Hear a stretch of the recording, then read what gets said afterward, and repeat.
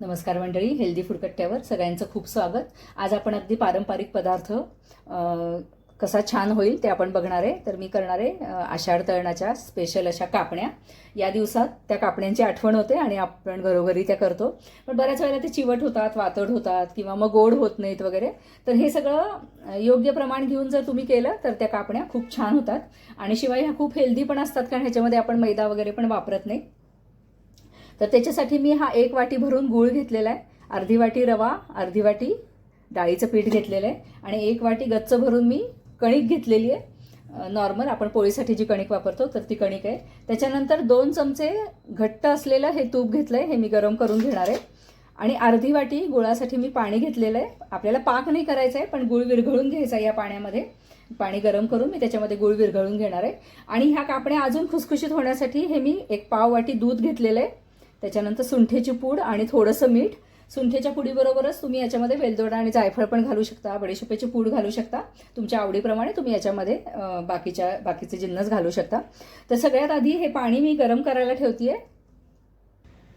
पाणी आपलं गरम होतंय, तोपर्यंत बाकीचं साहित्य आपण एकत्र करून घेऊया.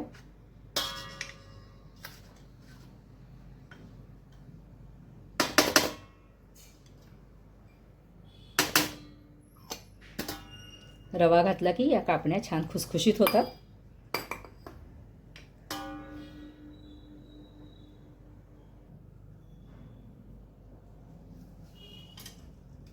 सुंठेची पूड मी घरातच केली आहे, त्याच्यामुळे एकदा चाळून घेते. सुंठ सुद्धा घरातच केली होती. उन्हाळा जेव्हा भरपूर होता तर तेव्हा आलं मी आलं आहे ते त्याची छान उन्हामध्ये वाळवून मी त्याची सुंठेची पूड केली आहे. आता हा थोडासा सुंठेचा जो जाड चाळ आहे तर तो राहिला आहे, हा चहामध्ये मिसळायचा.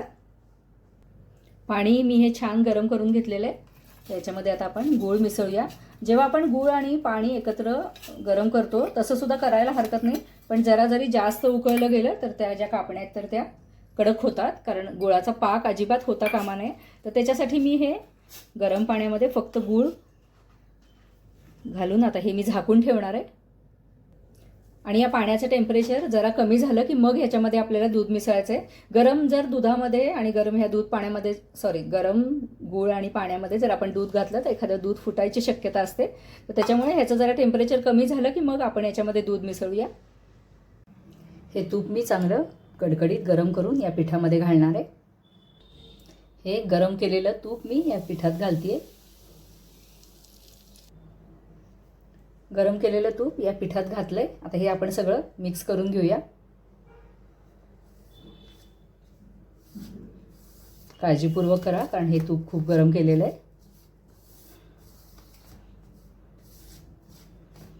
सुंठेचा मस्त वास येतोय अगदी.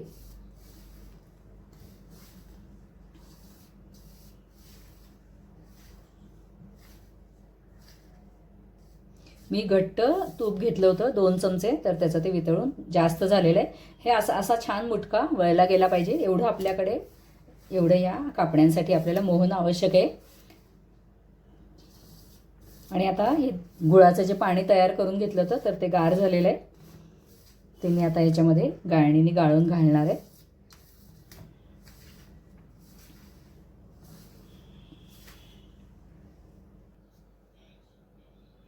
आता हे गुळाचं जे गार झालेलं पाणी आहे तर ते थोडं थोडं घालून आपल्याला हे पीठ भिजवून घ्यायचं आहे.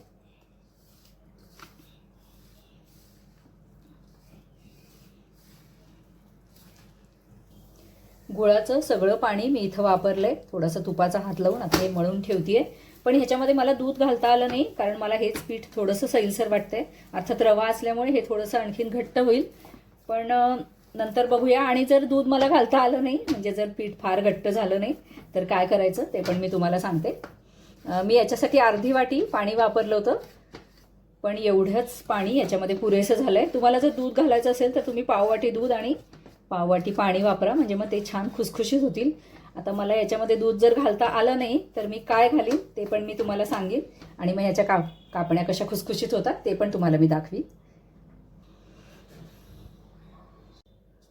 10 मिनिटं होऊन गेलेली आहेत. हे पीठ आता ह्याच्या कापण्या करायला अगदी योग्य आहे. याच्यामध्ये मी दूध नाही घालू शकत, कारण हे जास्त पातळ होईल.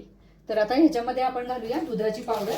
दुधाची पावडर घातल्यावर सुद्धा या कापण्या छान अशा खुसखुशीत होतात. मी साधारण अशी 2 चमचे दुधाची पावडर घातलेली आहे. आता हे आपण याच्यामध्ये छान मिक्स करून घेऊया.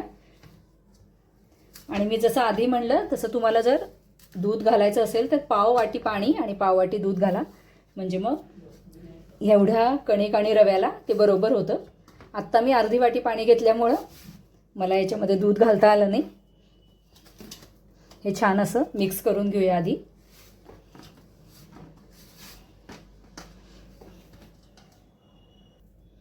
दुधाची पावडर याच्यामध्ये छान मिक्स करून घेतली आहे. थोडासा तुपाचा हात घेतला आहे मी आणि आता याच्या आपण मस्त कापण्या लाटून घेऊया.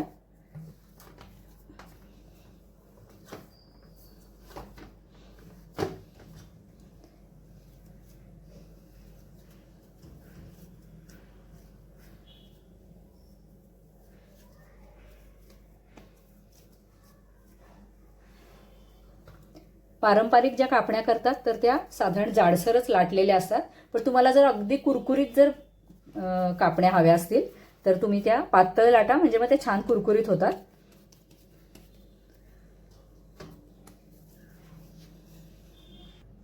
थोडासा तुपाचा हात लावून घेते.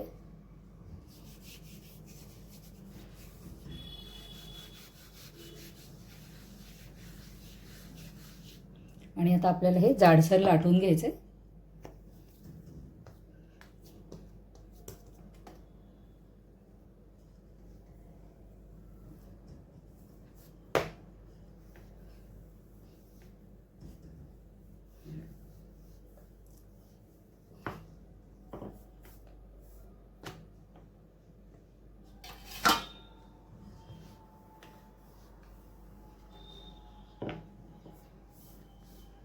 पोळी लाटताना मी थोडीशी जाडसरच लाटणार आहे.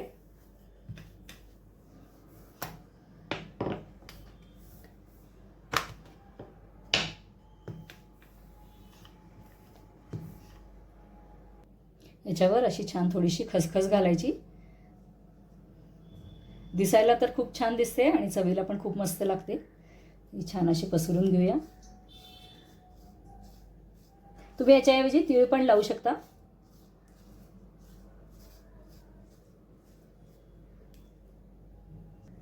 पुन्हा एकदा लाटणं फिरवून घेऊया, म्हणजे खसखस छान चिकटेल त्याला. हव्या त्या आकाराच्या आपण याच्या कापण्या कापू शकतो.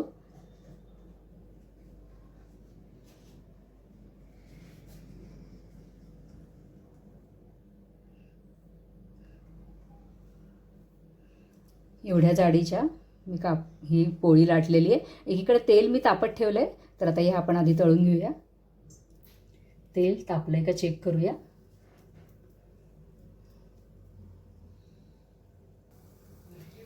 तर आहे तरंगून वर आले, याचा अर्थ आपलं तेल तापलेलं आहे. आता ह्याच्यामध्ये एक एक कापण्या आपण सोडूया. लगेच त्याला झारा लावायचा नाही.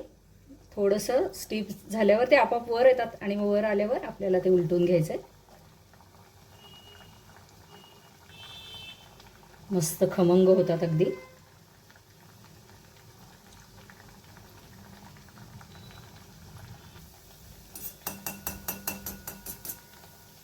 तरंगून वर आल्यावर असं कडेने छान तेल उडवत राहायचं. मस्त आतपर्यंत छान तळले जातात. म्हणजे गॅस मी मीडियम ठेवलेला आहे.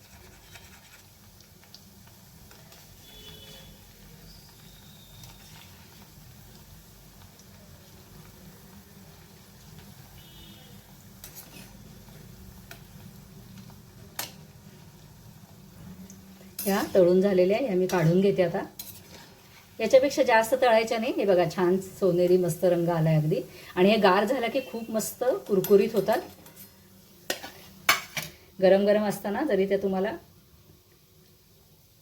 मऊ वाटत असल्या तरी सुद्धा गार झाल्या की छान खुटखुटीत आणि खुसखुशीत होतात. तुम्हाला दाखवते मी गार झाल्यावर. तर अशा सगळ्या कापण्या मी तळून घेते आणि तळून झाल्यावर मग तुम्हाला दाखवते. थोड्या गार झाल्या की ह्या कापण्या छान अशा खुटखुटीत होतात. तुम्हाला याच्यात दिसत असतील असे बघा, असे छान असा लेअर पण आलेला आहे. जरा जाडसर लाटलं की असे छान लेअर येतात आणि आतून अगदी खुसखुशीत होतात. बिस्किटा इतके खुसखुशीत ह्या कापण्या होतात आणि मी तुम्हाला आवाज पण दाखवते. हे बघा, आवाजावरून तुमच्या लक्षात आलं असेल मस्त खुसखुशीत आणि कुरकुरीत झालेल्या ह्या कापण्या. तर मंडळी, व्हिडिओ जर आवडला असेल तर लाईक करा, शेअर करा, सबस्क्राईब करा. धन्यवाद.